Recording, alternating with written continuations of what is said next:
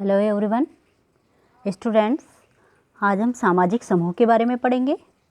इसके अंतर्गत हम सामाजिक समूह का अर्थ, सामाजिक समूह के प्रकार, चार्ल्स कूले द्वारा प्रस्तुत वर्गीकरण प्रकारों में पढ़ेंगे, समनर द्वारा प्रस्तुत वर्गीकरण और सामाजिक समूह की विशेषताएं। इन टॉपिक्स पर फोकस करते हुए सामाजिक समूह को समझने का प्रयास करेंगे। सबसे पहले सामाजिक समूह का अर्थ। साधारण रूप से अगर हम समूह की बात करें तो हमारे दिमाग में व्यक्तियों का समूह या उनका एकत्रीकरण ही उभर कर आता है।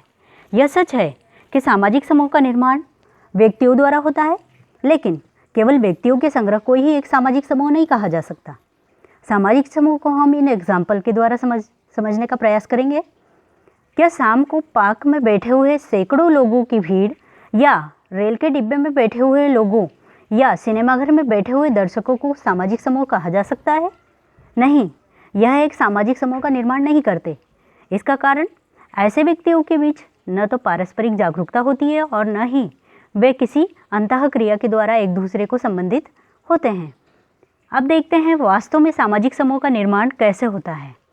सामाजिक समूह के लिए सबसे मुख्य बात दो या दो से अधिक व्यक्तियों का होना और उन व्यक्तियों के मध्य जागरूकता का होना व उनके मध्य आपस में अंतःक्रिया का होना।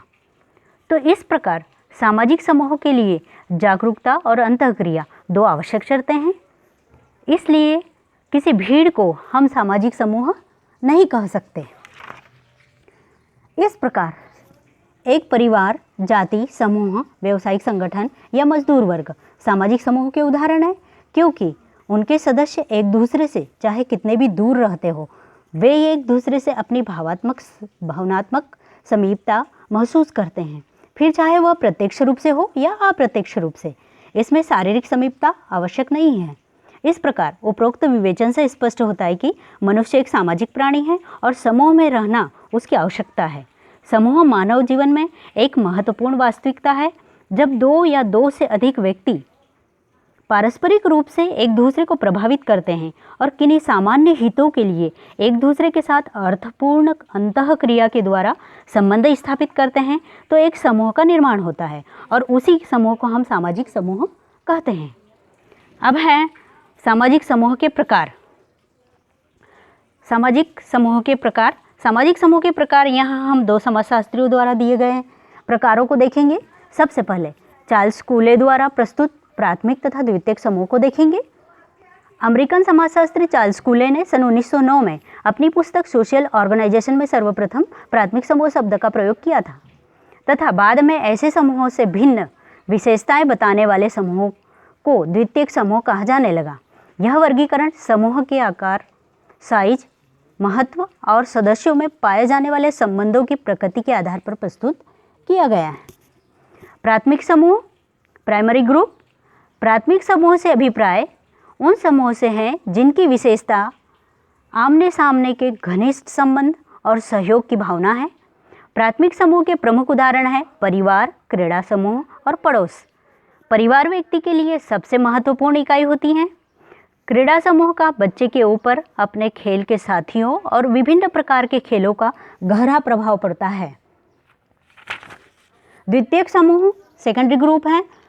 वे सभी समूह द्वितीयक हैं जिनमें प्राथमिक समूह की विशेषताएं नहीं पाई जाती। ये समूह प्राथमिक समूह की तुलना में कहीं अधिक बड़े होते हैं और इनके सदस्य एक दूसरे से सैकड़ों किलोमीटर दूर रहकर भी अपने बीच संबंधों को बनाए रख सकते हैं। द्वितीयक समूह के सदस्यों के बीच प्रत्यक्ष संबंधों का होना आवश्यक नहीं है। द्वितीयक समूह के उदाहरण हैं श्रमिक संघ, राजनीतिक दल, व्यापारिक संगठन। यह वे समूह हैं जिनमें घनिष्ठता का अभाव होता है। यह समूह आकस्मिक रूप से बनते हैं। इनकी स्थापना कुछ विशेष उद्देश्यों की पूर्ति के लिए जानबूझकर की जाती हैं। इसी प्रकार समनर द्वारा भी सामाजिक समूह के दो प्रकार बताए गए हैं। जिस प्रकार चार्ल्स कूले ने प्राथमिक समूह और द्वितीयक समूह की अवधारणा दी, उसी प्रकार समनर ने भी अंतः समूह और बाह्य समूह की अवधारणा दी। आरंभ में समनर ने अपनी पुस्तक फोकवेज में केवल अंतः समूह की अवधारणा के बारे में ही बताया था, लेकिन बाद में ऐसे समूहों से बिल्कुल भिन्न विशेषताएं प्रदर्शित करने वाले सभी समूहों को बाह्य समूह के नाम से संबोधित किया गया।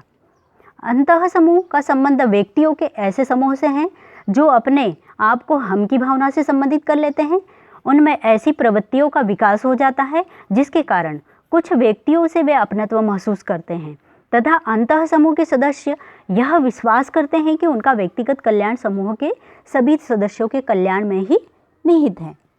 वह बाह्य समूह आउटग्रुप। बाह्य समूह अंतः समूह से पूर्णतः विपरीत विशेषताएं प्रदर्शित करता है। ऐसे समूह के सदस्यों से हमारे संबंध दिखावे के होते हैं और हमारा दृष्टिकोण सामाजिक दूरी का होता है।